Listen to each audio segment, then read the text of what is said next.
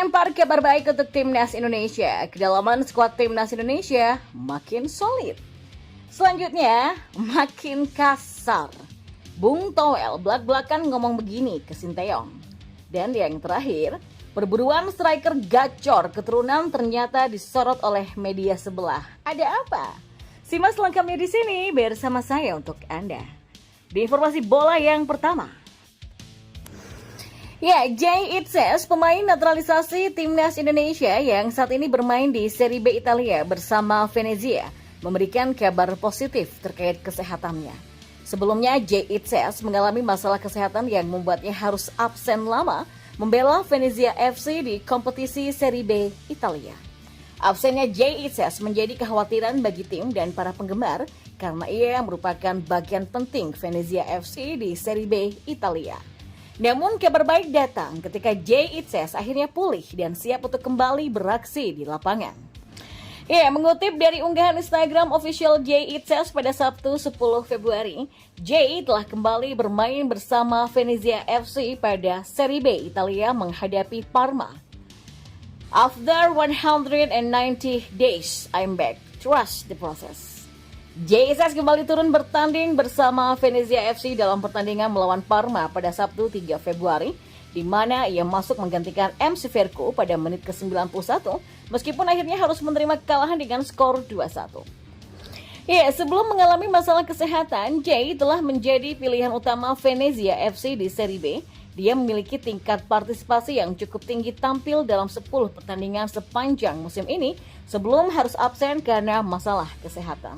Setelah berhasil pulih dari masalah kesehatannya, Jay akan menjadi aset berharga yang akan menambah kedalaman skuad Timnas Indonesia terutama di sektor pertahanan.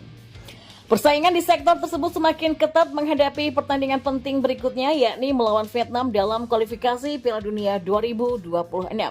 Kehadiran Jay Itzes akan memberikan pilihan tambahan bagi pelatih Sinteyong dalam mengatur barisan pertahanan Timnas Indonesia.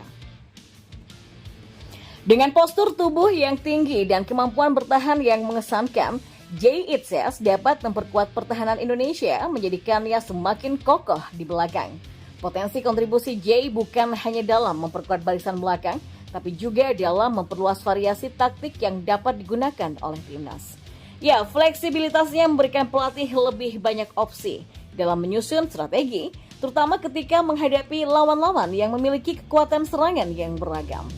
Nah, kehadiran Jay Itzes akan memberikan energi yang positif kepada skuad Timnas Indonesia, memotivasi pada pemain lainnya untuk terus meningkatkan performa mereka. Kembalinya pemain berbakat ini akan menjadi dorongan besar bagi tim, terutama dalam menjaga konsistensi hasil positif dalam kompetisi kualifikasi Piala Dunia. Dan di informasi bola selanjutnya, pengamat sepak bola Tommy Welly alias Bung Toel mengultimatum Sinteyong untuk tidak banyak mengeluh karena tugasnya sebagai pelatih Timnas Indonesia bukan mengkritisi kualitas sepak bola tanah air.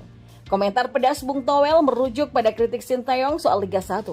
Sesuai dengan gelaran Piala Asia 2023, juru taktik asal Korea Selatan itu belak-belakan meminta mutu kompetisi domestik untuk ditingkatkan demi kemajuan Timnas Indonesia. Kenapa dia tuh banyak mengeluh sebagai pelatih timnas? Dia kan dibayar secara profesional ya. Waktu tanda tangan kontrak dengan PSSI memang dia tidak mempelajari dulu tuh sepak bola Indonesia. Kenapa dia baru keluar-keluar soal Liga 1 sekarang? Kata Bung Toel kepada TV1news.com.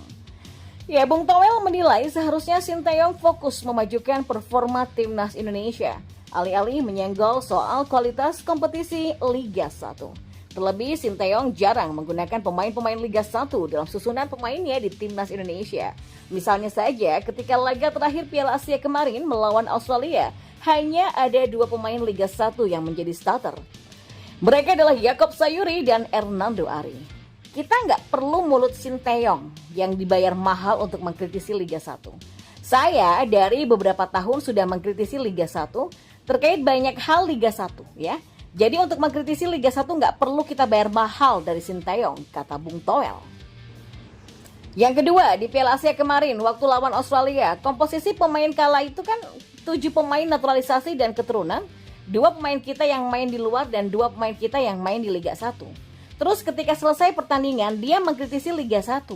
Wong cuma 2 pemain yang main dari 11, jadi ngapain deh coba? Mungkin sebagian orang yang entah nggak bisa buka wawasannya ya, dia nggak bisa menganalisis kalimat itu, kata Bung Toel. Lebih lanjut, Bung Toel menilai kritik Sinteyong tidak masuk akal karena hanya sedikit pemain Liga 1 yang menjadi starter ketika melawan Australia di Piala Asia. Buat saya itu nggak masuk akal banget. Wong cuma 2 yang dipakai dari Liga 1 waktu lawan Australia. Kok setelah pertandingan Sinteyong mengkritisi itu? Jadi stop deh mengeluh ya. Dia nggak digaji, nggak dibayar untuk mengeluh termasuk soal kualitas timnas kita termasuk di dalamnya pemain domestik kita, kata Bung Toel. Sementara itu, Wakil Ketua Umum PSSI Zainuddin Amali merespon kritik Sinteyong dengan menyebut berbagai elemen sepak bola tanah air terus berbenah setiap waktunya. Terlebih, perbaikan juga terus dilakukan oleh PT Liga Indonesia Baru atau LIB selaku regulator kompetisi. Saya kira perbaiki liga ke arah positif sebelumnya, tetapi nggak bisa mengubah secara total yang sudah ada.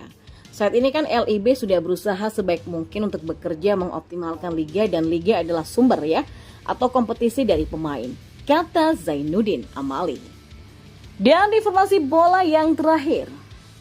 Media Malaysia menyoroti rencana Sinteyong mencari penyerang keturunan yang berkualitas untuk timnas Indonesia di Belanda. Sebab hal itu bisa menambah kekuatan skuad Garuda. Lini serang kembali menjadi sorotan usai timnas Indonesia tampil di Piala Asia kemarin sebab tim Merah Putih hanya memasukkan 3 gol dari 4 laga dengan masing-masing 1 di tiap pertandingan. Hal itu pun menyebabkan Ketua Umum PSSI Erick Thohir memberikan catatan kepada kinerja Sinteyong dan tim pelatih. Sebab produktivitas lini depan dianggap masih kurang jika ingin bersaing di ajang-ajang lain. Permintaan itu direspon dengan mencoba mendatangkan pemain keturunan lagi. Sinteyong disebut-sebut ingin mencari sendiri ke Belanda. Hal itu pun menjadi sorotan dari media Malaysia. Sinteyong siap ke Eropa untuk mencari penyerang bagi Indonesia. Bunyi judul artikel Makan Bola yang dikutip pada Sabtu 10 Februari 2024. Pelatih berusia 54 tahun itu mencari penyerang berkualitas demi memantapkan laga lini serang Indonesia. Imbuh tulisan dalam artikel itu. Sejauh ini pemain keturunan yang dinaturalisasi memang kebanyakan pemain bertahan. Mereka adalah Jordi Amat, Sandy Wallace, Shani Patinama, dan juga Jackson Hubner. Rencana untuk mendatangkan pemain di posisi menyerang masih belum ada. Nama terdekat adalah Ragnar Oratmangun. Kendati pemain yang kini membela Fortuna Sittard itu lebih merupakan sayap serang. Wajar bila Shin kemudian ingin mencari sendiri pemain keturunan di posisi penyerang murni. Hal itu setidaknya untuk memberikan persaingan bagi penyerang-penyerang lokal seperti Ramadan Sananta, Dendi Sulistiawan, sampai Dimas Derajat.